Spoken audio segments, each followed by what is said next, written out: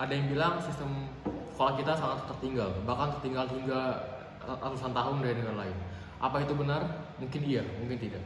Dewan Juri, nama saya Feral dari SMA Taruna Utara Malang. Dan saya mendukung pelestarian sistem klasik sebagai metode pembelajaran utama.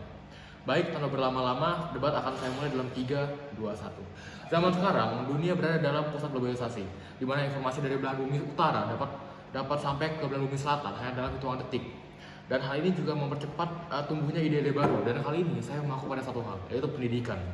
Seperti yang kita tahu, para akademisi banyak menyarankan ide-ide kurikulum, mulai dari kurikulum yang disandingkan dengan agama, kurikulum yang digabungkan dengan praktek, dan banyak hal lagi. Tentu di tengah segala tipe kurikulum tersebut, terdapat satu nama unik yang berdiri di antara nama-nama lain, yaitu kurikulum progresif. Adalah kurikulum yang menekankan metode pembelajaran abstrak dan fluktuatif dibandingkan kurikulum tradisional.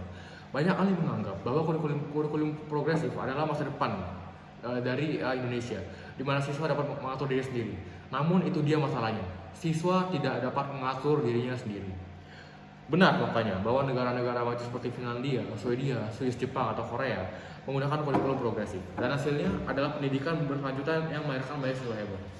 Namun jika diterapkan di Indonesia, hasilnya malah sebaliknya. Banyak sekolah-sekolah swasta menerapkan metode kurikulum progresif, tapi apakah mereka dapat menjadi sekolah nomor 1 di Indonesia? Tidak. Apakah mereka dapat mencetak juara dan memimpin dunia? Tentu tidak dan tidak. Argumen saya mengacu pada satu hal, yaitu sumber daya manusia. Saya ulangi, sumber daya manusia. Masih banyak anak-anak di Indonesia yang memiliki sumber daya manusia jauh di bawah anak-anak negara yang saya sebutkan sebelumnya. Mereka belum belajar bagaimana cara berpikir tanpa bimbingan saat diberikan jam fluktuatif.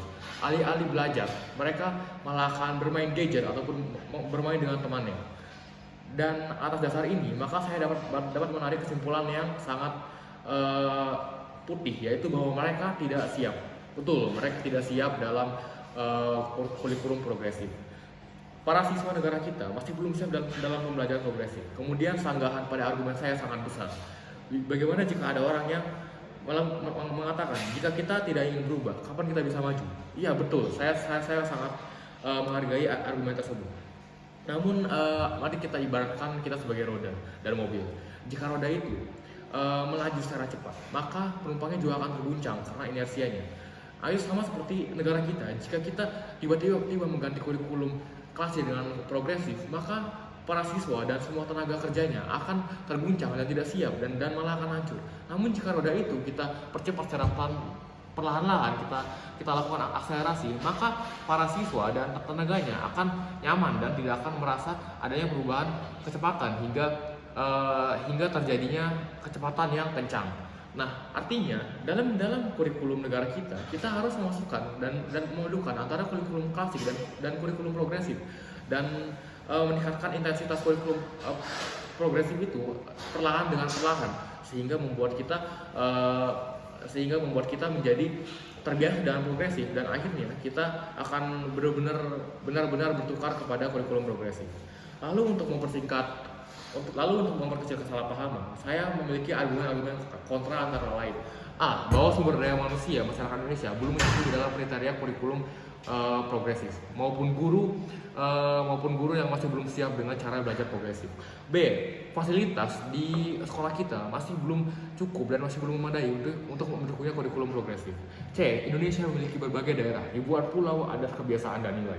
Maka jika kita menerapkan pembelajaran progresif, yang ada hanyalah kehancuran, dan yang ada akan memunculkan konflik dan ketidaksetujuan antara daerah-daerah yang memiliki nilai-nilai adat berbeda.